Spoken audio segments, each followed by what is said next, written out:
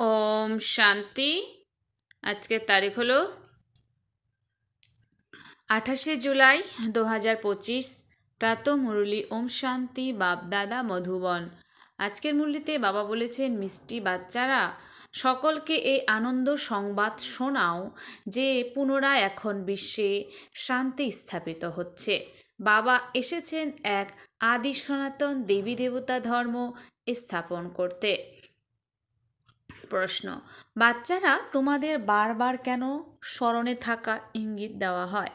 উত্তর: কারণ এবার হেলদি এবং সদা পবিত্র হওয়ার জন্যই এই স্মরণ।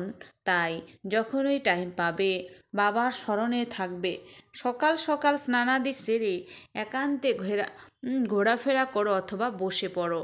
এখানে তো উপার্জন ও উপার্জন। স্মরণের দ্বারা বিশ্বের মালিক হয়ে যাবে। তো আমরা বাবার স্মরণের দ্বারা বিশ্বের মালিক হয়ে যাব। ওম শান্তি। মিষ্টি বাচ্চারা জানে যে এই সময় সমগ্র বিশ্বই শান্তি চায়। এই আওয়াজ শোনা যায় যে বিশ্বে শান্তি কিভাবে আসবে। কিন্তু বিশ্বে শান্তি কখন ছিল যে এখন পুনরায় চায়, তা কেউ জানে না। বাচ্চারা, তোমরাই কেবল জানো যে বিশ্বে শান্তি তখন ছিল যখন লক্ষ্মীনারায়ণের রাজ্য ছিল। এখনও পর্যন্ত লক্ষ্মীনারায়ণের মন্দির স্থাপন করতেই থাকে। তো এখনও অনেকে আছে যারা লক্ষ্মীনারায়ণের মন্দির স্থাপন করতে থাকে। তোমরা যে কোনো কাউকে বলতে পারো যে 5000 বছর পূর্বে বিশ্বে শান্তি ছিল, এখন পুনরায় স্থাপিত হচ্ছে। কে স্থাপন করেন তা মানুষ জানে না। বাচ্চারা, বাবা তোমাদেরকে বুঝিয়েছেন, তোমরাও কাউকে বোঝাতে পারো, তোমরা লিখতেও পারো, কিন্তু এখনও পর্যন্ত কারোর সাহস নেই যে কাউকে লেখে। সংবাদপত্রের আওয়াজ তো শোনে, সকলেই বলে বিশ্বে শান্তি প্রতিষ্ঠিত হোক। লড়াই ইত্যাদি হলে তখন মানুষ বিশ্বে শান্তি স্থাপনের জন্য যজ্ঞ রচনা করে। কোন যজ্ঞ? রুদ্র যজ্ঞ রচনা করবে। বাচ্চারা এখন জানে যে এ সময় বাবা, যাকে রুদ্র শিব বলা হয়ে থাকে, তিনি জ্ঞানযজ্ঞ রচনা করেছেন। বিশ্বে শান্তি এখন স্থাপিত হচ্ছে। সত্যযুগ নতুন দুনিয়ায় যেখানে শান্তি ছিল, অবশ্যই সেখানে রাজত্বকারীরাও ছিল।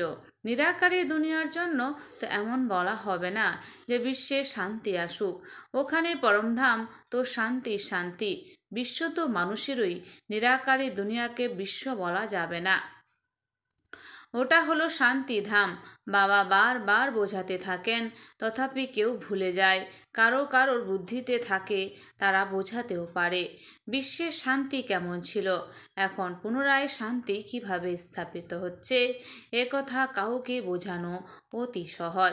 ভারতে যখন আদি সনাতন দেবী দেবতা ধর্মের রাজ্য ছিল, তখন একটি ধর্ম ছিল, বিশ্বের শান্তি ছিল। অতি সহজ করে বোঝানো এবং লেখার মতন কথা।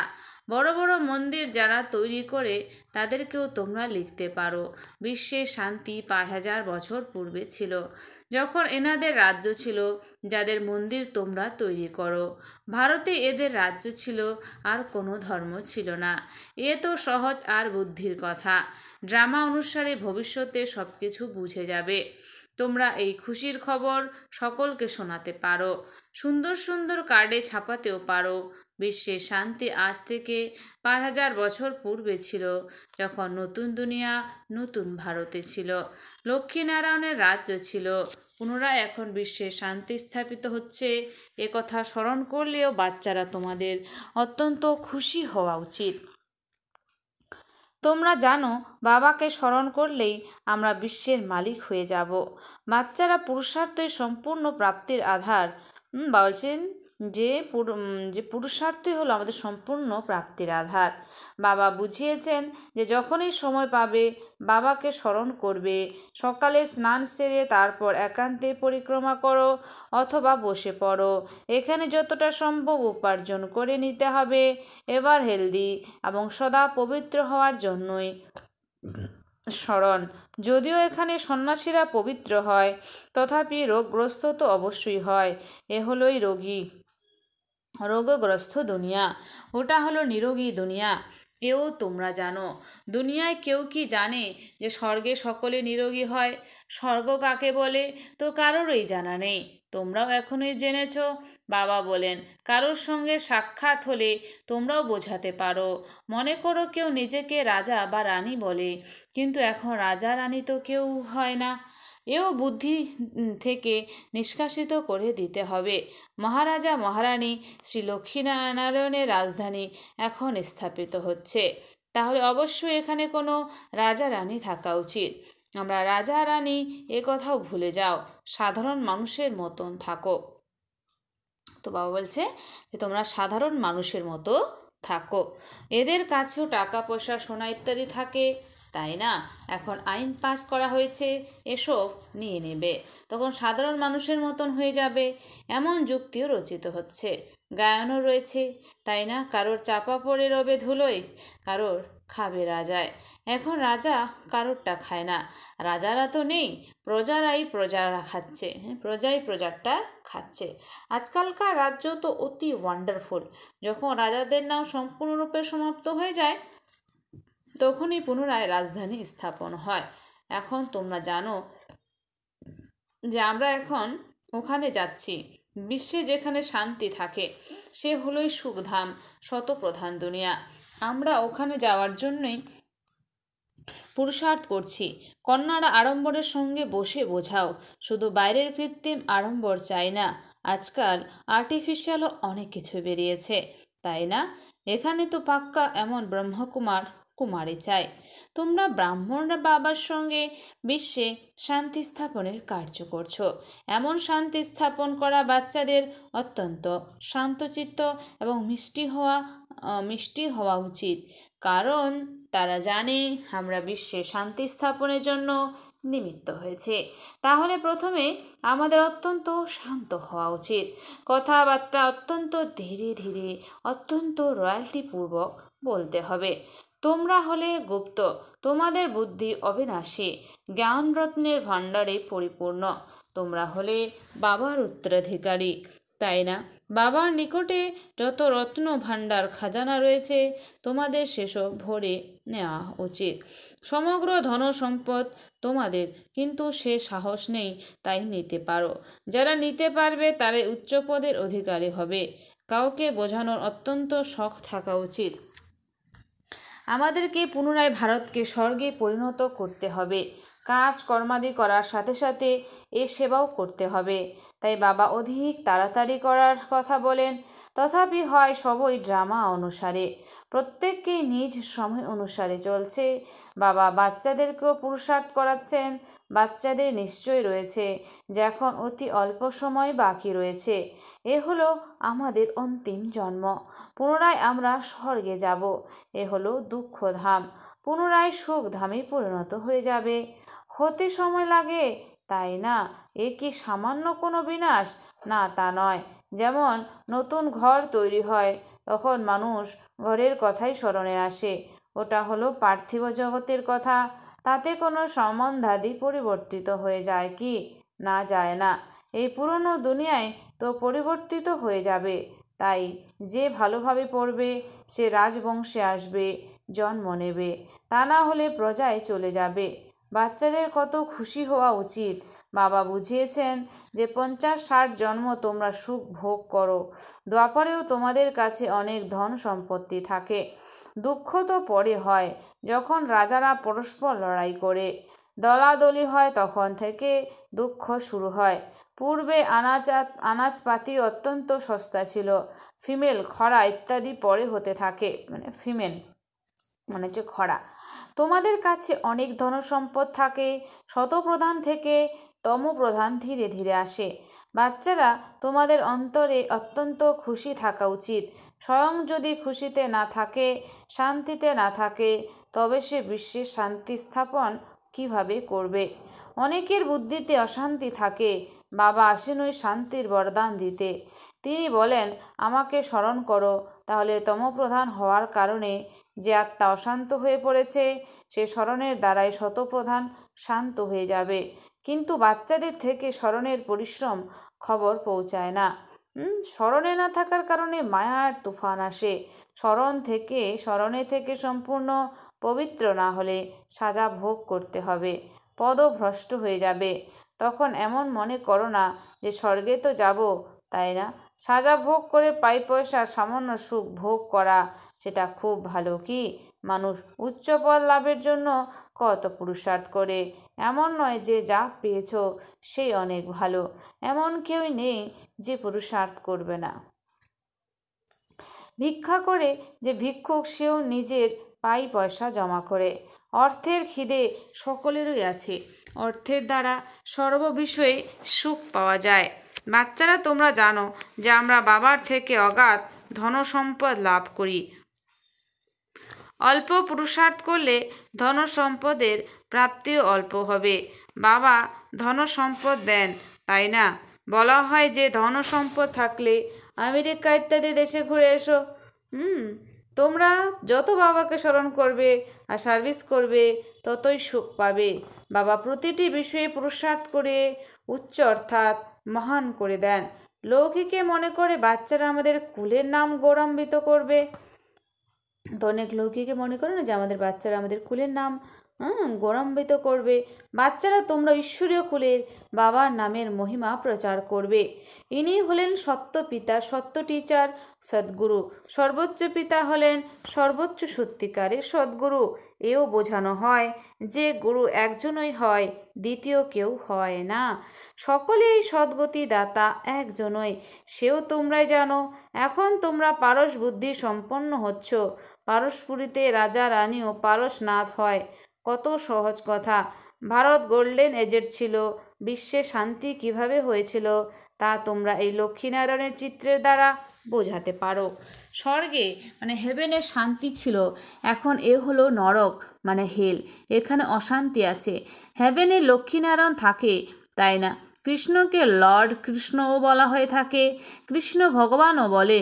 এখন লর্ড তো অনেকেই, যাদের কাছে প্রচুর জমি জায়গা অর্থাৎ ল্যান্ড আছে, তাদেরকেও বলা হয় ল্যান্ড লর্ড। কৃষ্ণ সে বিশ্বের প্রিন্স ছিল, যে বিশ্বে শান্তি ছিল। এও কেউ জানে না যে রাধাকৃষ্ণই লক্ষ্মী নারায়ণ হয়ে যায়। তোমাদের উদ্দেশ্যে লোকেরা কত কথা বানিয়ে বলে, ঝামেলা করে। তারা বলে এরা তো ভাই বোন বানিয়ে দেয়। তো ব্রহ্মকুমারীকে অনেক লোকে অনেক কিছুই বলে। তাদের বোঝানো হয় প্রজাপিতা ব্রহ্মার মুখবংশজাত ব্রাহ্মণ, যাদের উদ্দেশ্যে গাওয়া হয় যে ব্রাহ্মণ দেবী দেবতায় নম। ব্রাহ্মণরাও তাদের নমন করে, কারণ তারা হলো সত্যিকারের ভাই বোন, পবিত্র থাকে। তবে কেন পবিত্রদের সম্মান করবে না? কন্যা পবিত্র হলে তাও পায়ে পড়ে। বাইরে থেকে ভিজিটাররা এলে তারাও কন্যাদের নমন করে। এ সময় কন্যাদের এত সম্মান কেন?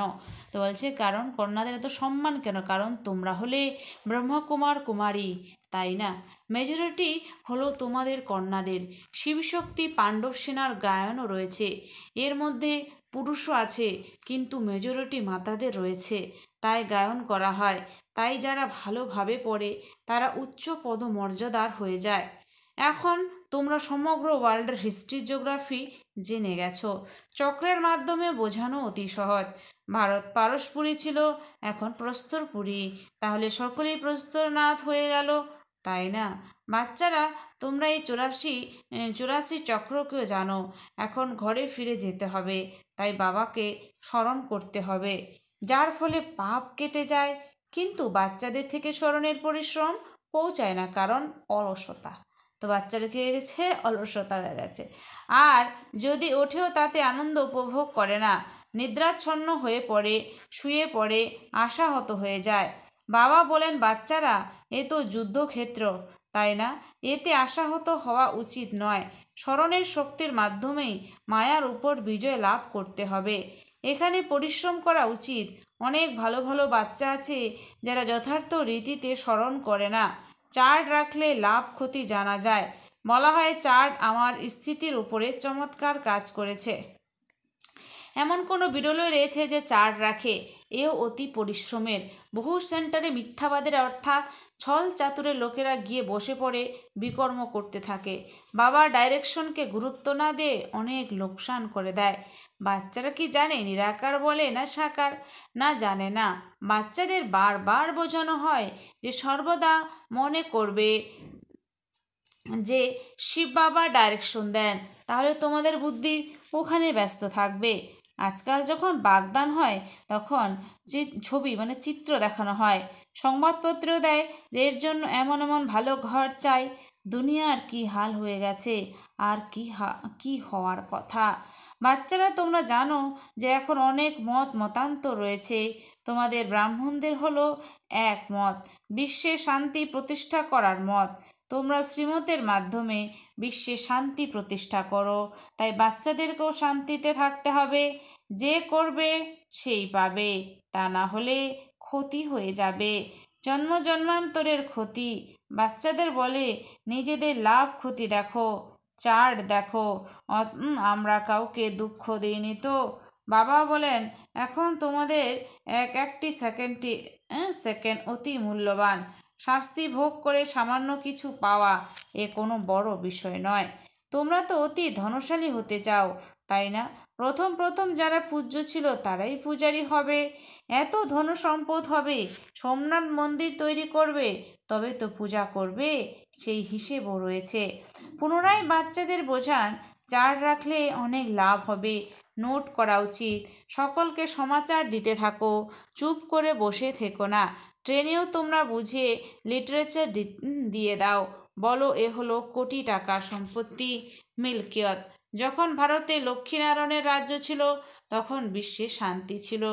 এখন বাবা পুনরায় এসেছেন রাজধানী স্থাপন করতে।